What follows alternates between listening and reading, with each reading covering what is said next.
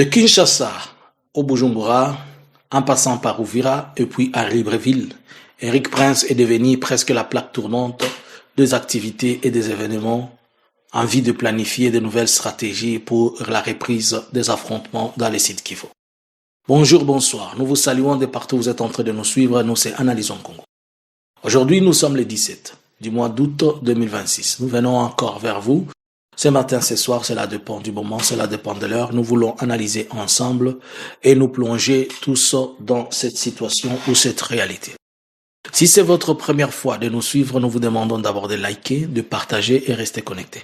Surtout, nous vous demandons de mettre cette vidéo dans vos favoris, vous en aurez besoin, et partagez au maximum.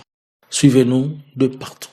Aidez-nous à rendre la communauté grande. Alors, il se passe tellement de choses au niveau entre Bujumbura et Uvira. Et ces choses qui se passent, elles sont à la fois sécuritaires, politiques, diplomatiques, et elles sont en train de faire sentir une odeur qui n'est pas bonne. Nous avons analysé ensemble la présence d'Eric Prince au niveau de Kinshasa. Et par la suite, nous avons dit que on a des informations qui étaient à notre possession. Eric Prince aurait reçu une somme de 100 millions de dollars de main de Félix pour organiser et planifier la guerre, alors qu'il lui demandait 200 millions. Félix lui a d'abord versé 100 millions dans cette réunion qu'ils ont tenue à Kinshasa. Et Eric Prince a quitté Kinshasa. Mais jusque-là, on n'avait pas ces traces après Kinshasa où il était parti. Quelques temps après, entre le 12 et le 13, c'était quand là? Aujourd'hui, nous sommes le 17. Au courant de la semaine. Ça doit être entre les 13 et les 14. Des troupes burundaises, je vous ai parlé de plusieurs troupes burundaises sont entrées en RDC. Et ces troupes burundaises qui sont entrées en RDC, je vous ai donné un chiffre, une estimation d'au moins 6 000 hommes. Et ils ont pris l'axe allant vers Sangué pour se diriger vers les montagnes. Et l'objectif, ils veulent au moins entrer en grande masse pour tenir entre les deux, c'est-à-dire tenir les forces de Twirwaneho et de l'AFC Barème 23 à le mettre au milieu. Ceux qui vont monter vers Sangué, ils vont peut-être prendre la direction d'aller vers le Mera, et ceux qui sont dans les sites vers Baraka, ils vont aussi essayer un peu d'avancer. Les soucis et l'objectif, c'est d'empêcher la progression de l'AFC Barème 23 vers Baraka, Fizi et vous savez, vers Katanga. J'y reviens, je suis en train de vous faire comprendre quelque chose. Mais voilà maintenant que Eric Prince a réussi de Félix pas seulement les moyens, mais la mission d'empêcher la progression de l'AFC Barème 23. Mais pour empêcher la progression, Eric Prince et Félix ont préféré, ils ont statué avec le chef d'état-major ainsi que celui du Burundi de ne pas envoyer les forces de Eric Prince au niveau de Kalemi, mais plutôt organiser les affrontements à partir du sud Kivu pour empêcher cela. C'est dans ce sens-là que Eric Prince va se retrouver, après ces jours-là, il va se retrouver au Bujumbura. Et en se retrouvant au Bujumbura, Eric Prince a eu des contacts avec notamment le chef d'état-major de l'armée burundaise avec qui il venait de se voir au Bujumbura. Hier, il y a eu la présence, avant-hier et hier, il y a eu la présence d'Eric Prince à Bujumbura, où il a eu deux réunions avec Ndayishimiye, et dans leur planification avec Ndayishimiye, ils ont discuté des questions de guerre et ils en ont planifié. Avant cela, je vous dis qu'il a eu d'abord la réunion avec le chef d'état-major de l'armée burundaise. Ils ont discuté et après leur discussion, ils se sont entretenus plus tard hier avec Ndayishimiye.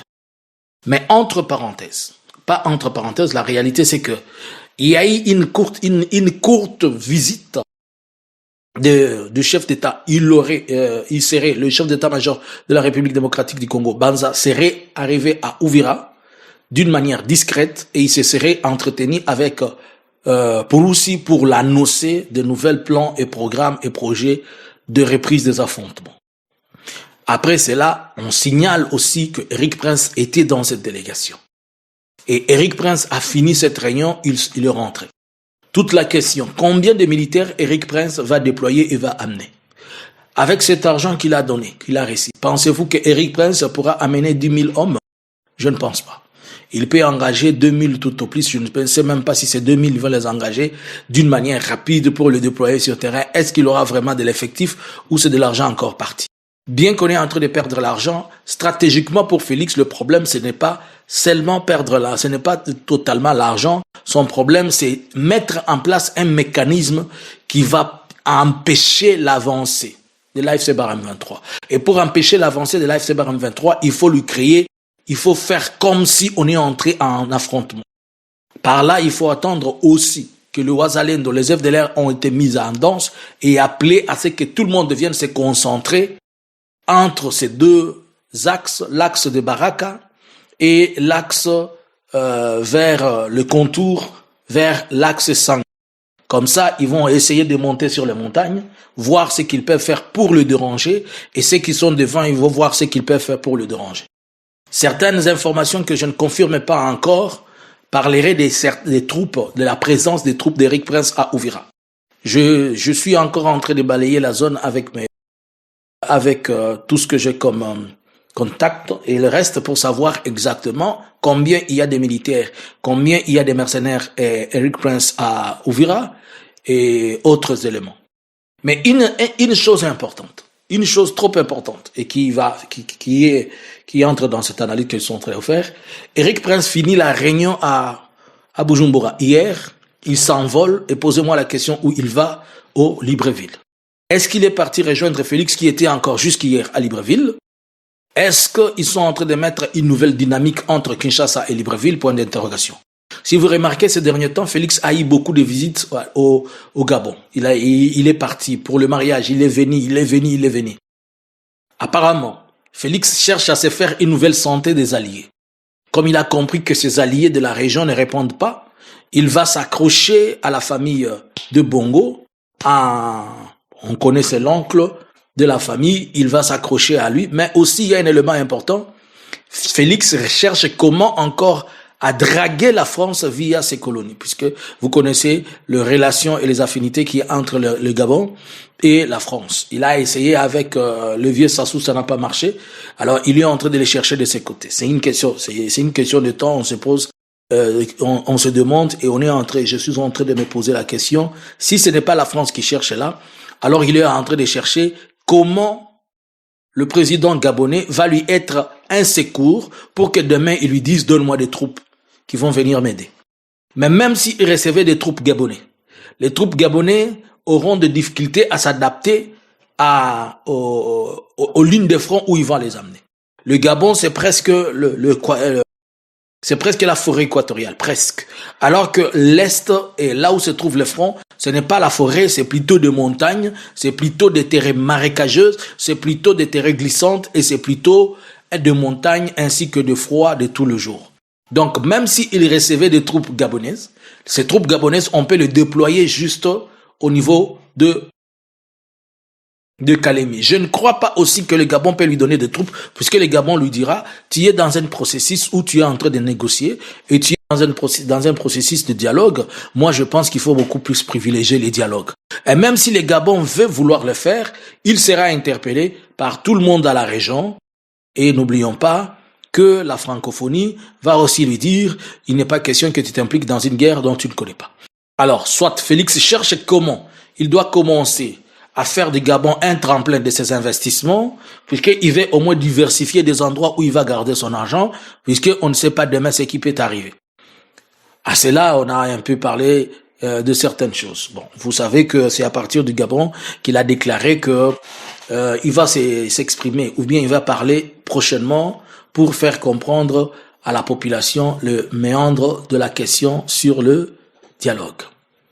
Alors, moi, ma question, Eric Prince, il est à Kinshasa. Il finit Kinshasa, il vole sur Bujumbura. Il finit avec Bujumbura, il fait un crochet pour planifier la guerre à Uvira. Il finit, il se retrouve à Libreville pour peut-être restituer à Félix ou peut-être lui dire quelque chose. Est-ce que Eric Prince est en train de prendre la place du chef d'état-major de la FARDC? Il va devenir le nouveau planificateur de la guerre pour le compte de la FARDC ou comment? Par ailleurs, pourquoi Félix ne veut pas que les gens avancent sur Kalemi? Il y a plusieurs raisons. La première raison, on la connaît que c'est la raison financière. Puisque si on avance sur le Katanga, on nous prive de l'argent. Ça, c'est connu. Deuxièmement, c'est pour des questions purement pour des questions de sa positionnement. Qu'est-ce que je veux dire par là? Vous savez que quand on prend les Katanga, souvent Kinshasa tombe. Si vous arrivez à prendre les Katanga, vous arrivez à Lubumbashi, Kinshasa tombe, puisque toute l'influence, elle reste. Par ailleurs, il y a un élément important. Il faut savoir que les Wazalendo qui sont dans les Katanga, ils ne sont pas organisés comme les Wazalendo qui sont dans le sud et le nord Kivu. Pourquoi? Puisque dans les Katanga, il y a peu des FDLR. Il peut y avoir 3 ou 4, mais il n'y a pas vraiment des FDLR. Dans les Katanga, le Burundi ne peut pas aller au-delà jusqu'à arriver au Katanga.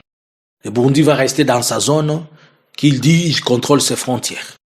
Voilà pourquoi il est tout le temps en train de voir si la Tanzanie peut lui donner des forces. Et si la Tanzanie refuse, il va recourir à la Zambie. Mais ça sera aussi compliqué que la Zambie puisse lui donner, puisqu'on va lui dire tu es de la SADC et tu connais la politique de la SADC. Même si tu vas t'engager individuellement, mais attention. Mais déjà, la Zambie a des problèmes avec les frontières au niveau de Puerto, au niveau de Moba. Ça sera difficile que la Zambie se décide de venir au secours, alors que la Zambie est en train d'abord de revendiquer des questions liées aux frontières. Et si la Zambie s'implique, c'est que la Zambie risquerait d'entrer pour lui dire « Et ma facture, vous devez maintenant accepter que ces bornes que nous avons toujours discutées, vous puissiez les avancer. » Donc il y a un risque qu'on crée encore d'autres problèmes, plus que les problèmes qui existent. Par ailleurs, la peur la plus puissante pour Félix de mettre les pieds, seulement un seul pied, dans le Tanganyika, c'est de voir les Katanga tomber comme un château de sable. Au Katanga, il y a les FARDC. Vous savez comment les FARDC sont tellement frustrés avec le comportement de Félix. À Nyunzu, il y a quelques Wazalendo. Les Wazalendo il y a quelques Wazalendo dispersés. Vous pouvez retrouver peut-être, je ne sais pas, ailleurs encore quelques Wazalendo. Pour dire que les Wazalendo qui sont dans les Katanga, ils ne sont pas suffisamment, je vais dire, structurés, organisés et solides comme ceux du Sud Kivu et du Nord Kivu. Et même s'ils veulent les organiser aujourd'hui, leur disant, vous devez prendre le même discours que vos frères du Nord et du Sud Kivu qui disent qu'on veut venir vous ravir des terres, ça va prendre longtemps. Ça va prendre longtemps pour le structurer et ça va prendre du temps pour le mettre en place. Voilà pourquoi il a peur que si seulement l'AFC se décide de franchir cette barrière, les Katanga, c'est un château de sable qui va tomber. Par ailleurs, on se décide de faire la guerre ici pour créer une diversion. Il sait qu'il ne peut pas vaincre la guerre dans le haut plateau. Il sait qu'il ne peut pas vaincre le Twirwaneho, l'AFC Barème 23. Mais il veut juste les occuper. Et en cherchant à les occuper, c'est pour les empêcher d'avoir toute initiative de progression. Et surtout, il joue avec ce levier important de la cité d'Ouvira. Sachant que la cité d'Ouvira, c'est une cité où les USA ont déjà dit non une fois, il s'est dit que les gens vont encore avoir peur de pouvoir avancer à Ouvira puisque on va encore leur dire, le voilà encore, ils sont en train de violer. Mais ce qu'ils ne savent pas, que le fait qu'ils mettent Eric Prince dans la danse ouvertement encore, bien que auparavant Eric Prince ait été. Vous allez vous rappeler que lors de la prise en décembre d'Ouvira, on parlait déjà de la présence d'Eric Prince. On disait que Eric Prince collaborait avec certains Israéliens pour l'équipement et le reste. Alors, avec ces choses, et vu la grande pompe de la présence d'Eric Prince, étant mercenaire et connaissant qu'il a amené des troupes, ça ne va pas jouer à sa faveur. Deuxième élément, la traversée de ces soldats burundais en masse, les ravitaillements, ça ne joue pas à sa faveur. Troisième élément, c'est lui qui va provoquer les autres. Ces trois choses vont être à sa défaveur et qui vont faire que s'il provoque ce qu'il veut provoquer là, il ne va pas seulement faire orchestrer la chute d'Ouvira, il va orchestrer une avancée qu'il ne va pas contrôler.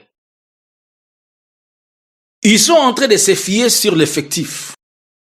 Mais il oublie que ce n'est pas un problème d'effectif, c'est aussi une question de motivation, de morale, de stratégie militaire et tout.